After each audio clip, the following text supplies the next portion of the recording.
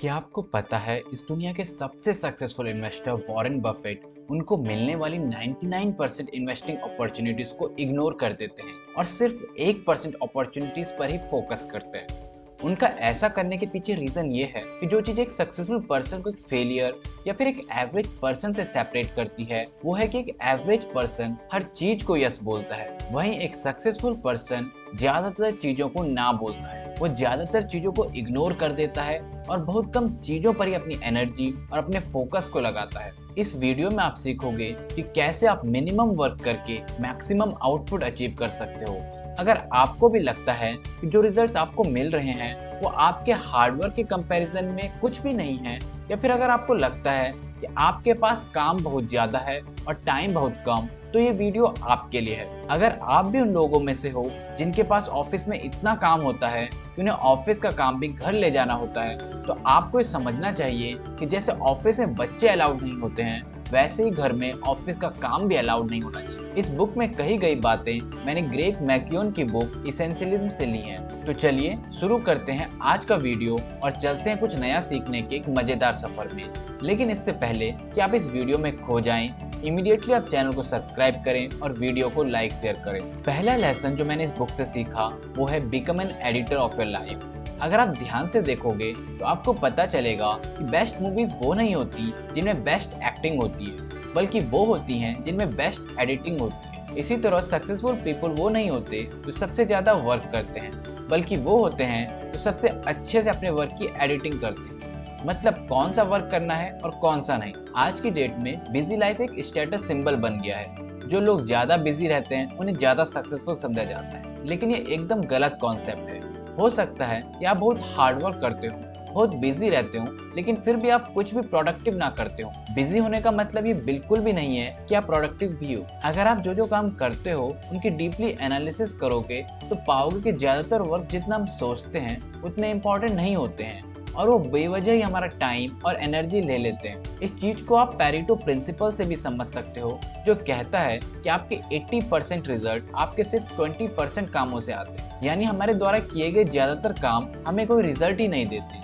वो सिर्फ हमारा टाइम और एनर्जी लेते हैं। इस प्रिंसिपल से हम ये तो समझ ही गए होंगे कि ग्रेट रिजल्ट सही चीजों में काम करने से आते हैं, न कि बहुत ज्यादा काम करने से। क्योंकि हमारे मैक्सिमम रिजल्ट 20% वर्क से आते हैं, तो हमारे लिए बहुत जरूरी है उन 20% वर्क्स को फाइंड आउट करना जो कि हमें 80% रिजल्ट देने वाले हैं। ऐसा करने से हम अपने टाइम और एनर्जी को सही डायरेक्शन में इन्वेस्ट कर पाएंगे और अपने एफर्ट्स के बदले में एक सक्सेसफुल पर्सन की तरफ मैक्सिमम रिटर्न पा सकेंगे। आपको समझना होगा कि अपने लाइफ के हर मोमेंट में हम अपने टाइम और एनर्जी को ट्रेड करते हैं। हर समय जब हम किसी काम को हाँ बोलते हैं तो उसी टाइम हम कई सारे कामों को ना बोल रहे होते हैं।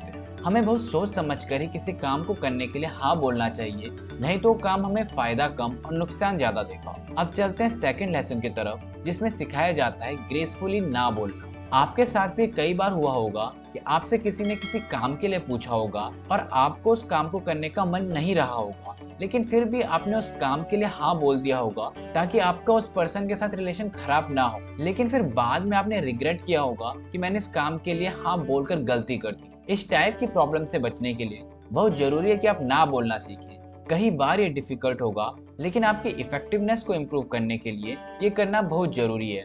हो सकता है कि जिस पर्सन को आप काम के लिए ना बोलेंगे वो आपको हेट करने लग जाए, लेकिन ये शॉर्ट टर्म में ही रहेगा। लॉन्ग टर्म में वो पर्सन ये समझ जाएगा कि आपने उस पर्सन की रिक्वेस्ट को रिजेक्ट किया है, उस पर्सन को नहीं।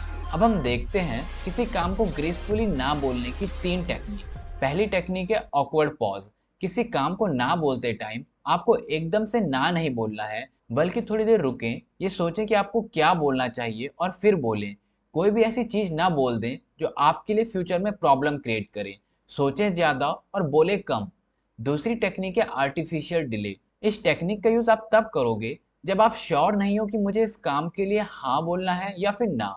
आप वैसा बोल सकते हो कि अभी मेरे पास बहुत सारा काम पेंडिंग पड़ा हुआ है, मैं आपको अभी काम करने के लिए प्रॉमिस तो नहीं कर सकता, लेकिन शेड्यूल चेक करके आपको बताऊंगा। ऐसा करने से आपको उस काम के बारे में सोचने का टाइम मिल जाएगा कि मुझे वो काम करना है या फिर नहीं। तीसरी और आखिरी टेक्निक है सजेस्ट समवन एल्स। ऐसी ऑफर जिसमें आप बिल्कुल भी इंटरेस्टेड नहीं हो, लेकिन आप किसी ऐसे पर्सन को जानते हो जो उस काम में इंटरेस्टेड हो, तो उसका नाम सजेस्ट कर दो। ज्यादातर कामों को ना बोलना आपका टाइम बचाएगा और आप अपने टाइम और एनर्जी को इसेंशियल कामों में लगा पाओगे और अपनी लाइफ में तेजी से सक्सेस अचीव कर पाओगे। ये लेसन्स मैंने ग्रेग मैक्यून की बुक इसेंशियलिज्म से लिए हैं और अगर आप इस बुक को पढ़ना चाहते हो तो आप इसे अमेजोन से खरीद सकते हो। आप बारी इस बुक से मेरी फेवरेट लाइन की और वो है, essentialism is not about how to get more things done, it's about how to get the right things done. It doesn't mean just doing less for the sake of less either. It is about making the wisest possible investment of your time and energy in order to operate at our highest point of contribution by doing only what is essential. Okay guys, आज के video में इतना ही। फिर मिलेंगे अगले video में और please video को लाइक शेयर करें और बुक ज्यूस यूट्यूब चैनल को सब्सक्राइब करें।